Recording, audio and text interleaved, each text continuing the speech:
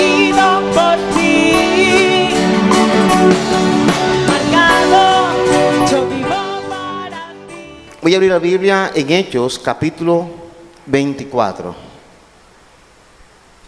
Hechos 24, versículo de 10 al 14. Vamos a leer. Hechos 24, versículo 10. Dice: habiendo hecho señal al gobernador, a Pablo, para que hablase, este respondió: porque sé que desde hace muchos años eres juez de esta nación. Con buen ánimo haré mi defensa. Aquí está hablando el apóstol Pablo. Sigue diciendo: como tú puedes cerciorarte, no hace más de 12 días que subí a adorar a Jerusalén. Y dice: y no me hallaron disputando con ninguno, ni amotinando a la multitud, ni en el templo, ni en la sinagoga, ni en la ciudad. Me refiero que no era un divisor, no era un profeta, perdón, no era un falso profeta, no. Y dice el versículo siguiente: ni te pueden probar las cosas de que ahora me acusan. Dice el 14: pero esto te confieso, que según el camino que ellos llaman herejía, lo que ellos dicen herejía, así sirvo al Dios, ¿de quién? Yo quiero que usted repita contigo: así sirvo, diga, así sirvo al Dios de mis padres. Pablo fue un hombre que desde niño lo enseñaron a servir sus padres a Dios. Tuvo una desviación cuando apareció Jesús, porque no lo aceptaban como el Hijo de Dios. Como bastante gente de los judíos hoy no creen que Jesús es el Hijo de Dios. Se les conoce como judíos ortodoxos. Los judíos mesiánicos son los que creen que Jesús es el Hijo de Dios. Pero ¿a qué voy? El Dios de mis padres. Cuando un hijo copia lo que su papá hace y ve que servir a Dios no es una carga. Cuando el hijo copia esa bendición, mi papá sirva a Dios. Pero si el papá llega quejándose a la casa, hablando mal de lo que sirva a Dios, el hijo dice: no, hombre, servir a Dios es una hipocresía, es una tortura. O le saca el quite para no servir a Dios. Nuestros hijos van a seguir ese ejemplo. Sean los más grandes profesionales, sean los más grandes comerciantes, sean los más grandes cultivadores de la tierra, van a aprender ese oficio de nosotros. Cuando tu hijo, si tú sirves a Dios, ¿verdad? Si tú sirves a Dios y tus hijos sirven a Dios, ya es segunda generación. Si tus nietos sirven a Dios, es tercera generación. Pero si tu cuarta generación sirve a Dios, es ganancia. Bíblicamente se sabe que si la cuarta generación, o sea, si tu abuelo sirve a Dios, si tú sirves a Dios, tu hijo sirve a Dios y tu nieto, si en una familia hay cuarta generación de servidores, es ganancia. Bíblicamente se conoce eso. ¿Sabes por qué? Porque ahí le dice que Dios visita la maldad hasta la segunda, tercera y cuarta generación de los que ¿qué? De los que me aborrecen. Entonces cuando tú sirvas a Dios y tu hijo sirva a Dios y tu nieto sirva a Dios, ya es ganancia. Ya tu familia queda pactada a ese servicio. Para que lo vayas sabiendo, anótelo allí. Bíblicamente, ahora no voy a mostrarle todo, pero sí le confieso ante Dios que es bíblico. Entonces Pablo dice: sirvo al Dios de mis padres. Tus hijos sirven al Dios de sus padres. Y si algún día un hijo mío o un hijo suyo no sirve al Dios que tú sirves, que no sea porque tú pusiste trabas. Que no seas tú, que tú hablaste mal del servicio a Dios. Que no sea porque tú pusiste piedra de tropiezo a tu familia. No. Que tú seas alguien que abre camino. No es alguien que llegas amargado de la iglesia quejándote de lo que haces para Dios. Pablo tuvo unos padres que le enseñaron lo vital, lo importante que era servir a Dios. Que a pesar de tener carga financiera, tener responsabilidades, tener lucha, hay que sacar espacios para servir a Dios. Y Pablo dice: sí sirvo al Dios de mis padres, creyendo todas las cosas que en la ley y en los profetas están escritas, o sea, la palabra de Dios. Aquí vemos que Pablo dice: yo serví a mis padres, yo sirvo a Dios porque me enseñaron mis padres a servir a Dios. Mire esta cita bíblica, lo que dice ahora. Vamos a esta cita bíblica. Hechos 7:47. Dice: mas Salomón le edificó casa.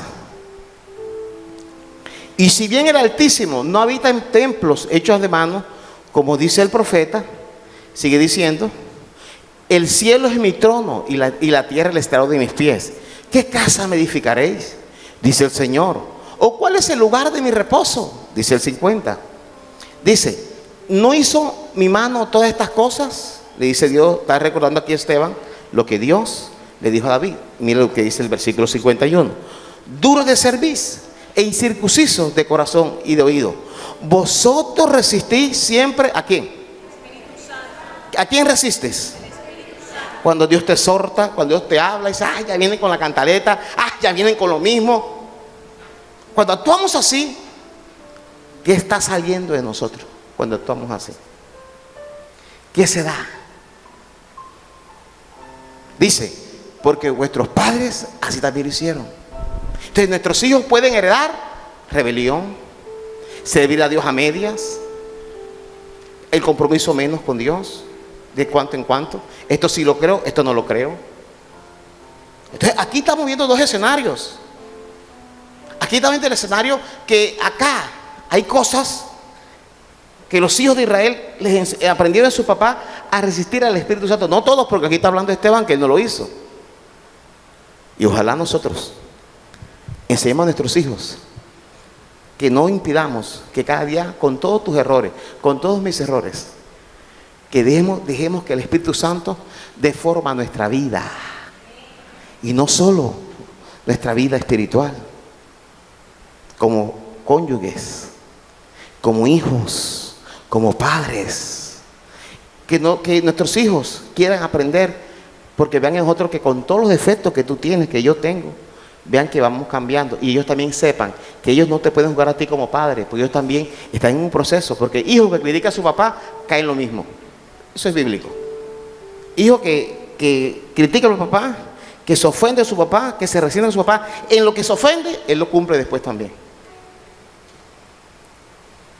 Entonces encontramos en la palabra que habla al Dios de vuestros padres. Basado en ese texto, he titulado esta palabra que traigo para ti hoy, el Dios de mis padres. Así se llama el mensaje. El Dios de mis padres. Hay gente que todavía sirve al Dios de su padre, a las ánimas del purgatorio, al brujo, al mamo, al hechicero, a San Gregorio, al indio Guatopuro, a María Leonza. Pero tú y yo hemos escogido apartar nuestra generación diciendo, mi casa, mi casa, mi casa y yo serviremos a Jehová. ¿Cuántos dicen amén? Mi casa y yo serviremos a Jehová. El Dios de mis padres. El Dios de mis padres. Sirvo al Dios de mis padres, por lo cual fui enseñado. Seguir el ejemplo y el anhelo. Dejar esta herencia a tus hijos. Todos queremos darle una herencia a nuestros hijos. Buenos modales. Buenos modales. Que tengan hogares estables. Y ojalá se crezcan sin deudas. No con orgullo ni altivez. Que sean mejores que nosotros, es cierto. Pero la mejor herencia es dejarle el espíritu de servir al Dios que nosotros hemos servido. O seguirle de esa forma. ¿Qué fuiste tú enseñado? ¿Qué estás enseñando hoy en el presente? A tus hijos, hoy, ahora.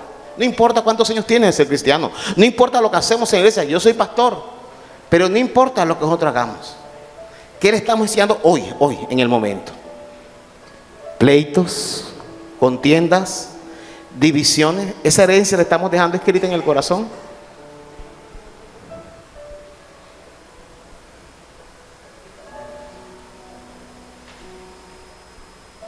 ¿Qué enseñanza quieres que quede en lo referente a la devoción y al servicio de Dios? Dos cosas que quiero antes de comenzar el mensaje.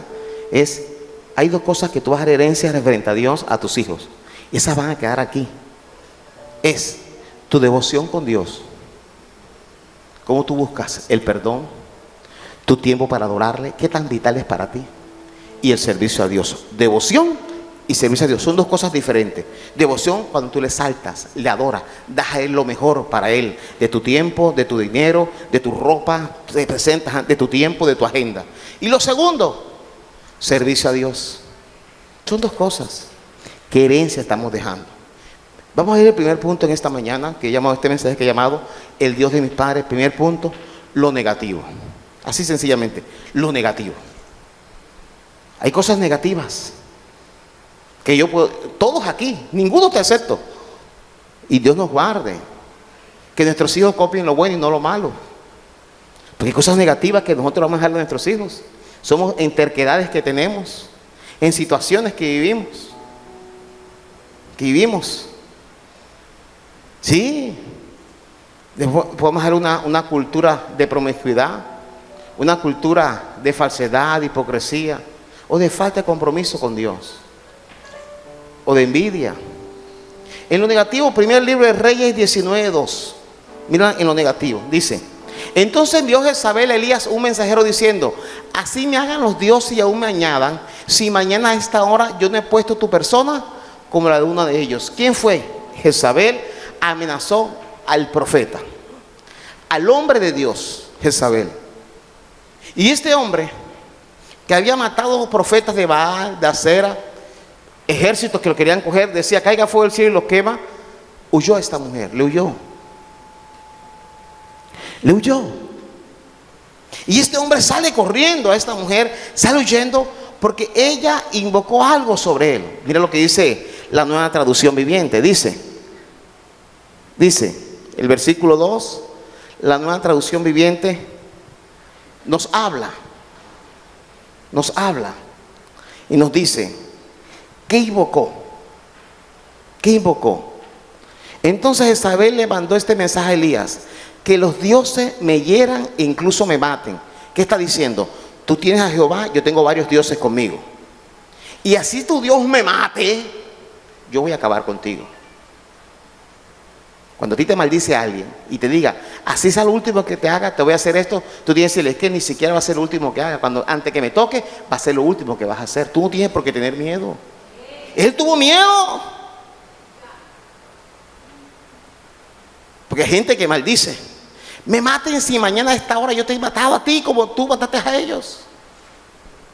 Y este hombre dice que se puso pusilánime en la fe, dudó de la protección. ¿Qué pasó? Primero se puso pusilánime en la fe, dudó de la protección y la autoridad profética que Dios le había dado, negligente en dar lo mejor para el Creador.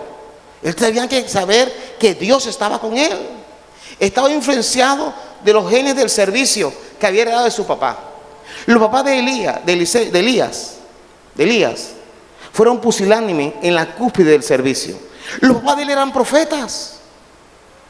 Y cuando encontraron que se les resistió, huyeron y fracasaron. Se acobardaron. Algunos creen que pudieron convertirse a Baal cuando Jezabel obligó a los profetas a convertirse a Baal. Por eso, Jezabel era tremenda mujer, endemoniada, diabólica. Se cree, todavía años antes, que estos trastornaron la fe de los papás de Elías. Entonces Elías, pusilánime, nervioso, dudó de Dios. Y como el hombre que abría los cielos, cerraba los cielos, en sus genes espirituales había heredado algo de sus padres. En la controversia, en la resistencia, era pusilánime. Y eso influenció los genes del servicio y nubló la fe de este. Después de grandes victorias, de haber alimentado, ¿verdad?, Dios a través de los cuervos, de la resurrección del hijo de la viuda, derramar fuego en el altar y derrotar a los profetas de Baal y Acera, se olvidó. ¿Por qué? Porque Dios te da grandes victorias. Y hay gente que da grandes victorias. ¿Recuerdan David? Cuando Dios dio una gran victoria a David, y esa victoria la traía en las manos y comenzó a llorar y a quejarse. Y le dijo el tío a David: ojo, que hoy es día de victoria y lo estás volviendo en lamento. Ojo, hay gente que el día de victoria lo vuelve en lamento. Hay gente que un nuevo empleo lo vuelve en lamento. Hay gente que un matrimonio lo vuelve en lamento. Hay gente que una victoria lo vuelve en lamento. Un título lo vuelve en lamento, en derrota. Y aquí Elías estaba volviendo una gran victoria en derrota, porque heredó de su papá. Creía que Dios podía salvarlo de esto, pero de aquello no. Si tú te duermes en el culto, tienes que pararle bola a lo que está pasando. Si tú en la iglesia te desconcentras rapidito, pero cuando te dicen un bochinche estás más concentrado de todo. O cuando estás viendo una película estás atento cuando vas. Dices: algo está pasando conmigo, tienes que ser honesto contigo. Si estás bloqueado para venir a la iglesia, si estás bloqueado para servir a Dios, ¿qué está pasando? Tú mismo tienes que a ti mismo mirarte en el espejo, como dice Santiago, y no olvidarte de lo que vistes aquí y en tu casa, arreglarlo con Dios. Porque tú puedes decir: me vi en el espejo, Dios me dijo esto, pero se me olvidó, o tú quisiste que se olvidara. Y dice la palabra que él se puso pusilánime, porque se activó en él esos genes de su papá, se activaron en él y le afectó lo que Dios estaba haciendo en él. En el capítulo 12, versículo 1, dice: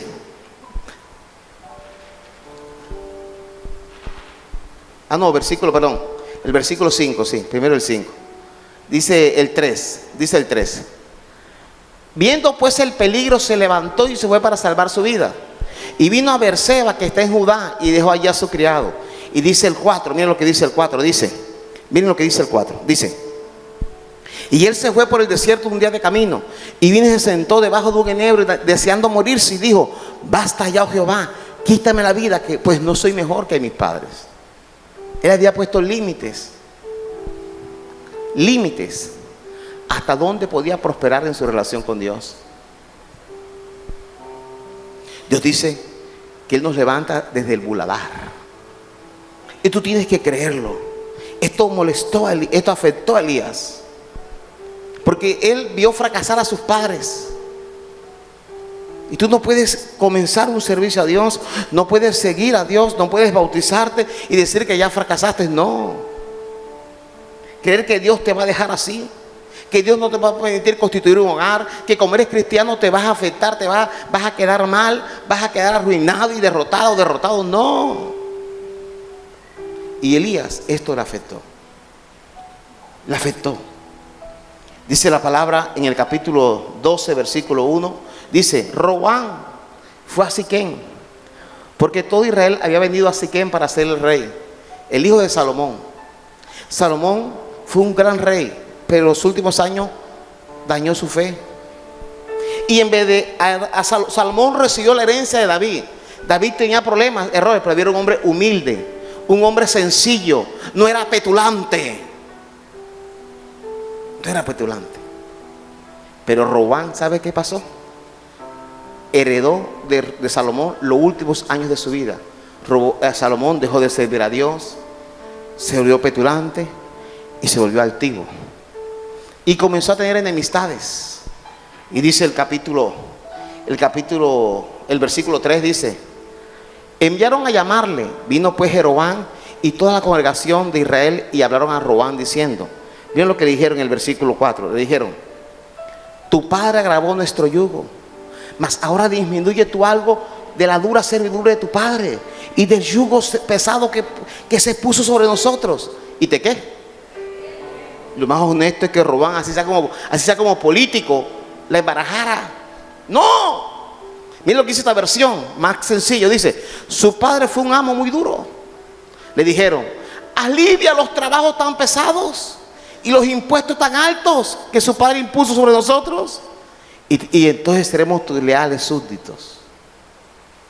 Pero ¿qué pasó? Salomón heredó de David lo positivo, pero su hijo heredó de Salomón lo negativo. Ahí se dañó la generación. Entonces vemos en la palabra que dice, que le dice: necesitamos que tú seas como tu papá, ojalá seas como David. Y él no quiso escuchar esto. Él no quiso. Y mire lo que dice la palabra. A él le aconsejaron en el versículo siguiente, el versículo 5, dice: él le dijo: idos, 3 días, déjeme pensarlo bien. Miren la altivez, déjeme pensarlo. Una gente que le estaba diciendo que le querían servir, pero un muchacho nacido en cuna, soberbio, que no se había ganado nada, comparado con un David que todo lo consiguió en guerra, que aprendió una vez tuvo que disfrazarse de loco, babear, tuvo que perdonar a Saúl que lo quería matar y lo pudo matar. ¿Qué va a saber? Ahí se dañó la generación, se acabó la humildad. Él pensó que todo se conseguía con arrogancia. Y dice la palabra, dice el versículo 6, dice: entonces el rey Roboam pidió consejo de los ancianos que habían estado delante de Salomón su padre cuando vivía, y dijo: ¿cómo aconsejáis vosotros que yo responda? Le preguntaron los ancianos. Y dice el versículo 7: ellos le hablaron diciendo: si tú fueres hoy siervo de este pueblo y los sirvieres y respondieres buenas palabras, le hablares, ellos te servirán. ¿Para cuándo? Sé humilde, baja la cabeza, cambia. Él dijo: ambúa. Dijo, puso el hocico así. Dijo: no, busco otros consejeros. ¿Cuánta gente tú como líder le aconsejas, hagas esto? No, yo estoy bien así. Bueno, eso es asunto de cada uno. Yo no voy a estar ni tu paraíso, pero tampoco en tu condenación. Ya eso es asunto tuyo. Y dice la palabra, dice el versículo 9. Y les dijo, ¿cómo aconsejáis vosotros que respondamos a este pueblo? Que me han dicho que disminuya todo. Le preguntó a unos jóvenes, también altivos. Buscó unos consejeros que le hablaran al oído. Eso que dice, ay, mi papá no me entiende. Entonces buscan los amigos que te aconsejan la rebeldía. Y dice el versículo 10, dice, entonces los jóvenes que se habían criado con él le respondieron diciendo, así hablarás a este pueblo que te ha dicho esto, tu padre agravó nuestro yugo, mas tú disminuirás algo, así le hablarás. El menor dedo de los míos es el más grueso que los lomos de mi padre. ¿Tú sabes lo que es decir eso? Uno hasta por decencia, cuando la arrogancia llega a lo más grande de nuestro límite, a lo más altivo. Y dice el 11, ahora pues, mi padre os cargó de pesado yugo, mas yo añadiré a vuestro yugo. Mi padre os castigó con azote, mas yo os castigaré ¿con qué? Con escorpiones. Con escorpiones. Dice el versículo, ahí encontramos nosotros cómo Dios vio que este hombre heredó de los últimos años de Salomón, heredó prepotencia, altivez, enemistad vitalicia. Hay gente que tiene una enemistad vitalicia. ¿Tú sabes lo que es la enemistad vitalicia? Nunca. Oye, se levantaron ofendidos con 3, te acuestan con 7. En la iglesia es raro que le hablan. En el barrio ni se diga. Eso es enemistad vitalicia. Lo peor es que nuestros hijos lo heredan. Porque eso es lo que nosotros sembramos muchas veces. Y eso no está bien, eso no está bien, eso enferma. Ese es el primer punto, lo negativo. El Dios de mis padres, lo negativo. Vamos al segundo punto y último, lo positivo. Lo positivo. ¿Qué heredas tú de tus padres cuando heredas lo positivo? Vamos al segundo libro de Crónicas.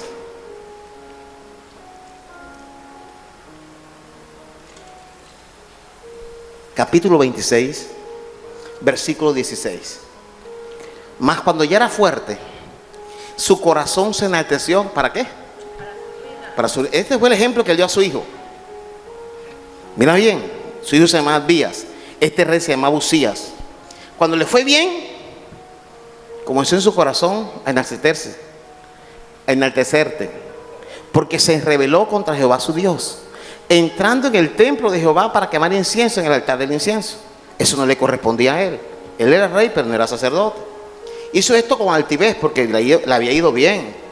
Y dice el 18, dice, y se pusieron contra el rey Uzías y le dijeron, no te corresponde a ti, Uzías, el quemar incienso a Jehová, sino a los sacerdotes hijos de Aarón, que son consagrados para quemarlos. Sal del santuario, porque has prevaricado y no te será contado como gloria ante Jehová Dios. Dice el versículo 18. Y dice el 19. Entonces Uzías, teniendo en la mano un incensario a ofrecer incienso, se llenó de ira, y en su ira le brotó lepra. Lepra. Nunca más podía entrar a la casa de Dios, era una maldición. El brotar lepra a alguien era una maldición. A él le brotó lepra. En el instante, un hombre que había sido sano toda la vida, había sido sano, pero en un momento se sintió que nadie estaba por encima de él. Ya con los años, fue un rey inteligente, dio seguridad, dio estatus a Judá, pero lo confundió esto. Y dice la palabra que esto lo engañó a él, lo engañó tremendamente. Y dice el otro versículo, mira lo que dice el siguiente. Dice, y él miró al sumo sacerdote Azarías y todos los sacerdotes, y aquí que la lepra estaba en su frente, y le hicieron salir apresuradamente de aquel lugar, y él también se dio prisa a salir, porque Jehová lo había herido, se dio cuenta que era Jehová. Esos fueron los últimos años de él, los últimos años. Dice el versículo 21 es, creo que es el 21, sí. Así el rey Uzías fue leproso hasta el último día de su muerte, y habitó leproso en una casa aparte, por lo cual fue excluido de la casa de Jehová. Y Jotán su hijo tuvo a cargo la casa real, gobernando el pueblo de la tierra. Y dice el versículo 22. Los demás hechos de Uzías, primero y postrero, fueron escritos por el profeta, ¿quién? Tuvo Isaías de profeta, el que usted consigue en la Biblia, ese era el profeta de él. Pero todo fue escrito, primero y ¿qué? Y postrero. ¿Está leyendo conmigo? ¿Los hechos qué? ¿Cómo son tus hechos y los míos? Tanto los primeros como ¿qué? Porque en tus hechos postreros, nuestros hijos van a tomar ejemplo. En los postreros, ya la rebeldía tiene que haberse ido. La terquedad tenemos que cambiar. Ya no tenemos 2, 3 años de casado. 3 años de... Ya hay que cambiar. Y hay que bajarle 3 rayas a resolver los problemas a las patanerías. Porque hay hechos primero y posterior que van a marcar nuestra generación. Pero tremendamente, que él tuvo un hijo que su padre se arrepintió, ahí quien leproso, y tomó de su papá lo positivo. No tomó el ejemplo de altivez, no. Y dice el 23, y durmió Uzías con sus padres, y los sepultaron con sus padres en el campo de los sepulcros reales, porque dijeron, leproso es, y reinó Jotán su hijo en lugar suyo, se llamó Jotán.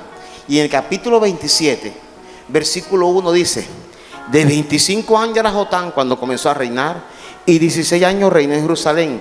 El nombre de su madre fue Jerusa, hija de Hasadot. Y dice el 2, dice, e hizo lo recto ante los ojos de Jehová, conforme a todas las cosas que había hecho ¿quién? Pero hace un paréntesis, dice, salvo que no entró, ¿dónde?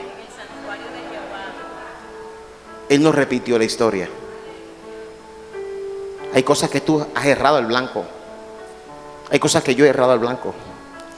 Y nuestros hijos, Dios permita que nuestros hijos, eso no le acontezca a ellos.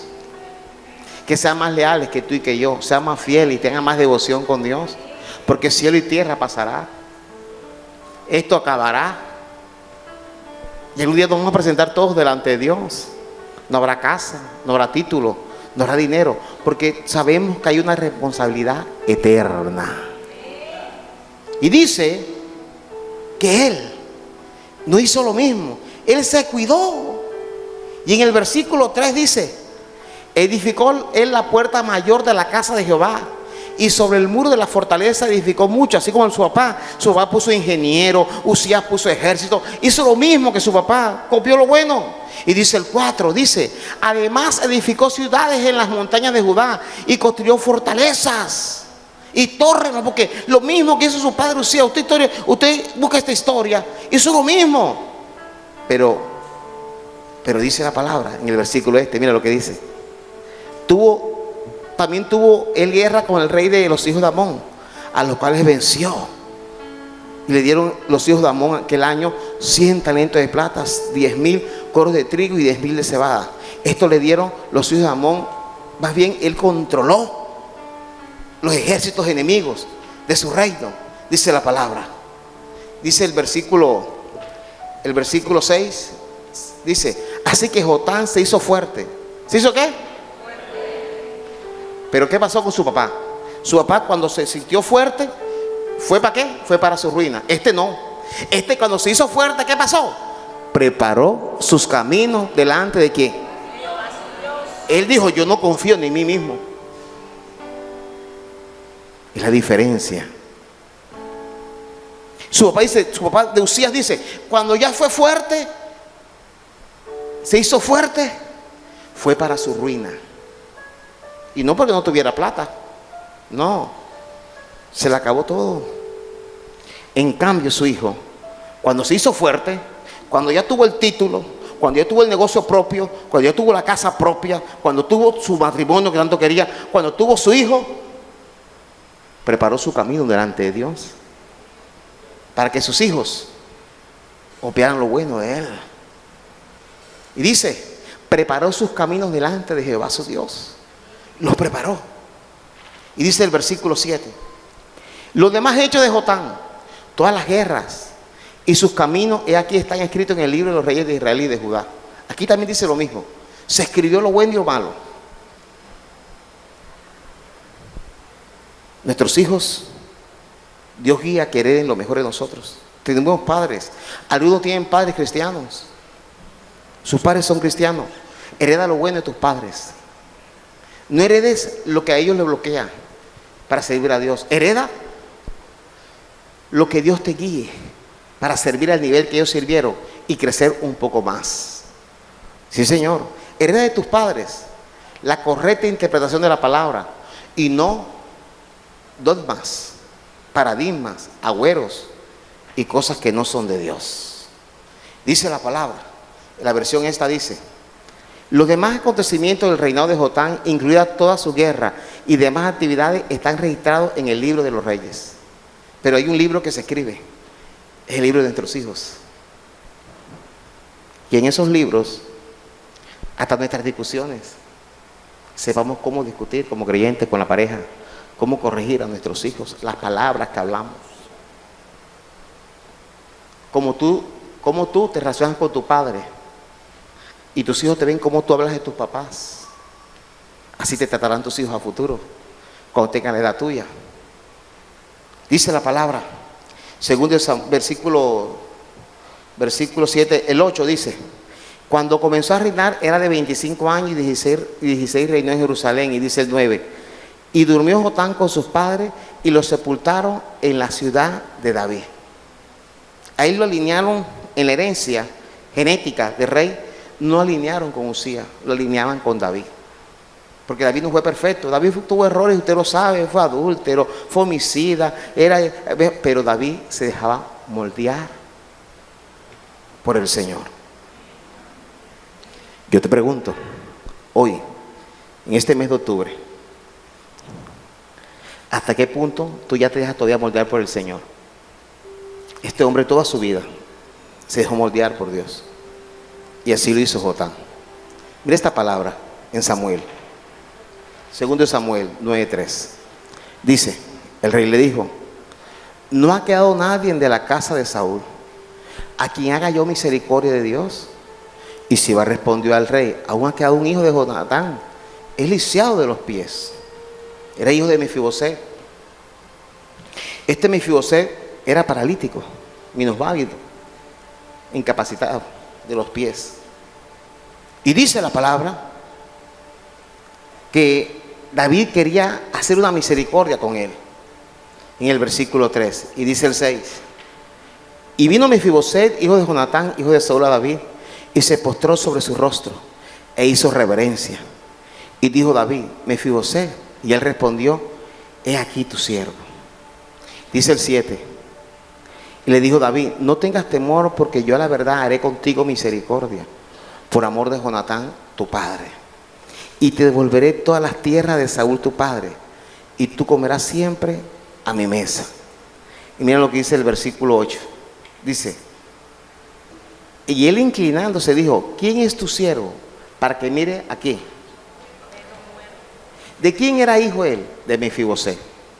Mefiboset era un hombre que vio el reinado de David, que iba a ser de bendición para su vida. Hizo un pacto con David.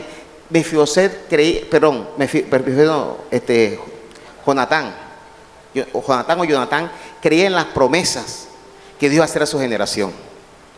Y los últimos años que se vio con David, le dijo: David, cuando veas a mis hijos, ten misericordia de mi generación. Y David se acordó. Jonatán jamás vio el reinado de David. Él murió, pero su hijo no había podido heredar ese ADN genético de la promesa profética que había en su papá. Él la creyó, y Dios utilizó a David para activarle esa fe, porque este hombre se creía un perro muerto, alguien que estaba destinado al fracaso y a la derrota, a la miseria, al juicio de Dios, a ser destruido. Su papá fue un hombre que en vida le quería tanto el cumplimiento profético de Dios sobre su generación, que le dijo a David: ¿te acuerdas de mi generación? Él murió, pero él dejó esa bendición sobre su familia. David, utilizado por el Espíritu Santo, vino a Mefiboset y le activó, miren bien, esa promesa profética.